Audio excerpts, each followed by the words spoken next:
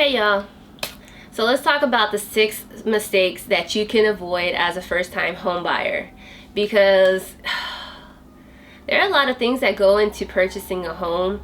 Being prepared for it is one thing, but then you go into purchasing it and there's a whole lot of other stuff that comes along with it.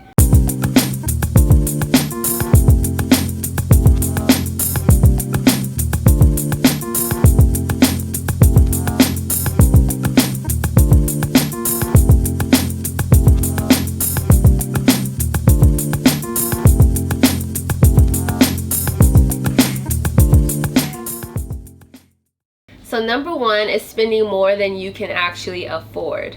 The first step, and always the first step, is knowing your budget. I cannot stress this enough.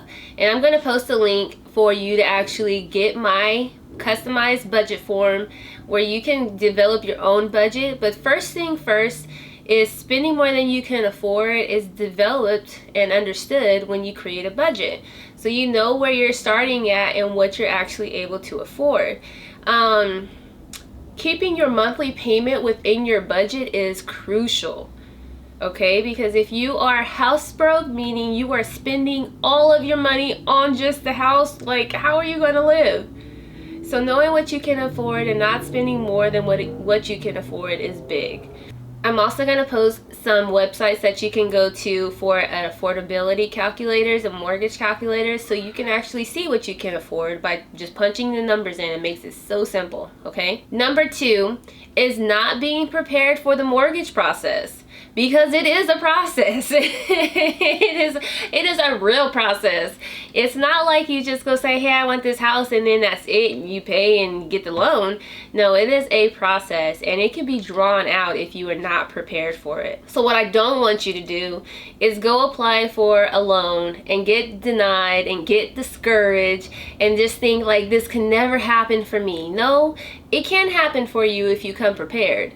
So some of the things that you need to have in place already and be ready to go with are things like documentation, making sure it's all right.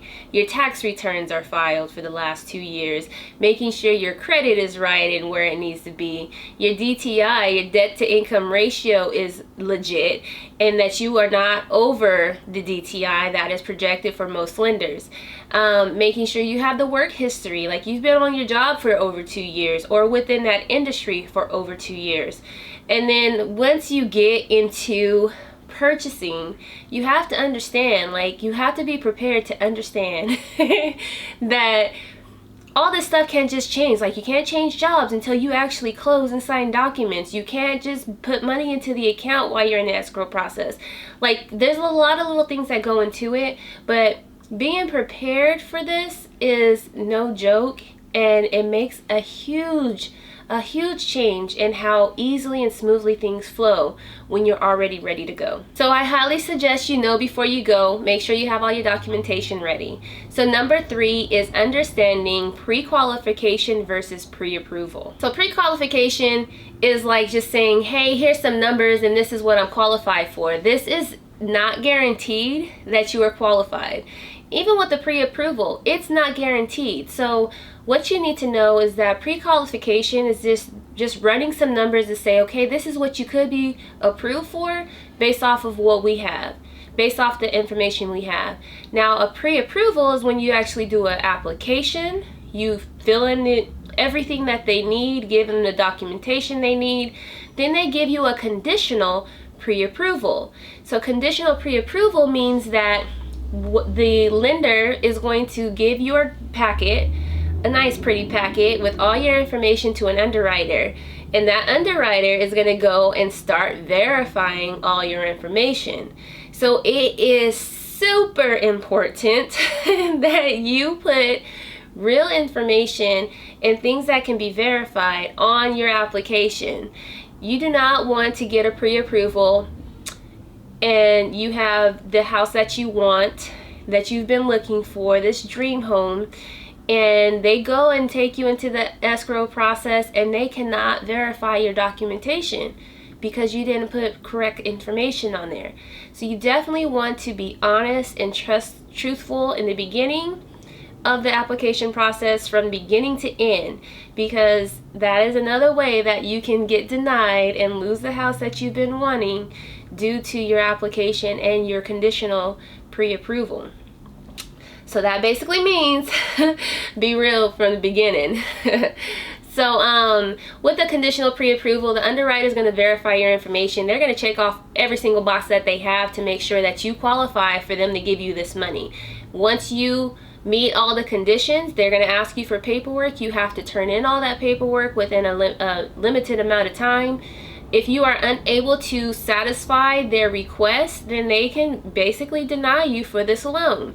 So a conditional pre-approval is not guaranteed until all the conditions are met. Once those are met, then you are done. Like, you are good to go with closing, and then you can finally sign the dotted line and get the keys to your new home. But there is a big difference between pre-qualification, pre-approval, and then a conditional pre-approval. So number 4 of mistakes that first-time home buyers need to avoid is skipping the home inspection. A home inspection is when you are in escrow and you pay for somebody to come inspect the house that you are about to buy.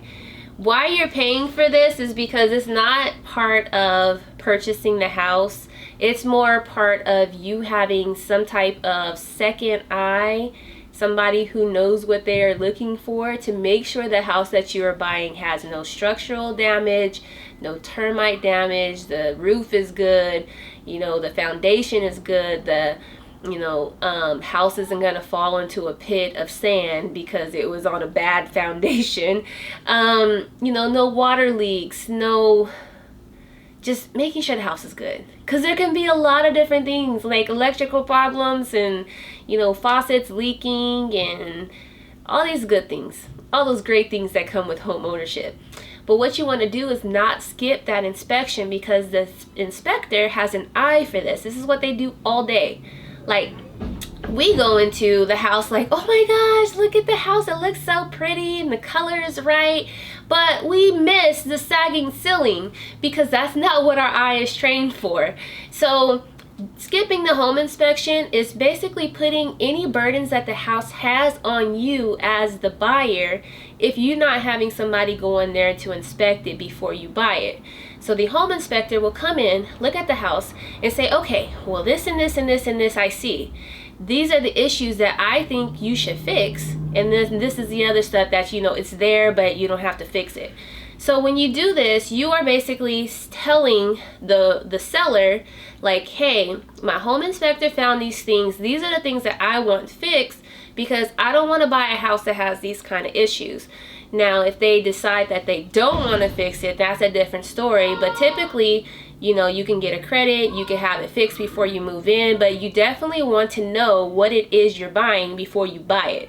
Because after you buy it, all deals are off. So that is one of the biggest mistakes that I highly suggest that you don't avoid, okay? So mistakes to avoid, number 5 is not knowing or overlooking the extra cost of a mortgage. So a mortgage typically has the principal and interest that goes into the mortgage, and you definitely do not want to overlook that, because those are added expenses that you have. The lending amount where you're going to be paying the lender, but you also have the principal and interest payments that you have to make. So that adds into the monthly costs. So you do have to definitely take that into account. And if you don't, you could be paying way more than you thought. So definitely calculate those into your monthly payments. And if you can get those added in to your monthly payments for your loan. So that's another way that you can do it. So it's number 6 mistake that you want to avoid as a first-time home buyer is not knowing what your closing costs are. So closing costs are the extra fees that go into getting the loan, and these are on top of the down payment. Closing costs are typically 3 to 5% of the purchase price, and you have to take that into account, because if you don't have that 3 to 5%, you can't close on that loan. It is just going to be sitting there, and you'll not be able to get the house. So you definitely have to take into account that there are closing costs associated with purchasing the home, and making sure that you can actually cover that too. And there's different type of programs that you can get to help cover these closing costs, but it's something that you need to understand is there and you will have to pay for. So those are the six mistakes that you need to avoid as a first-time home buyer.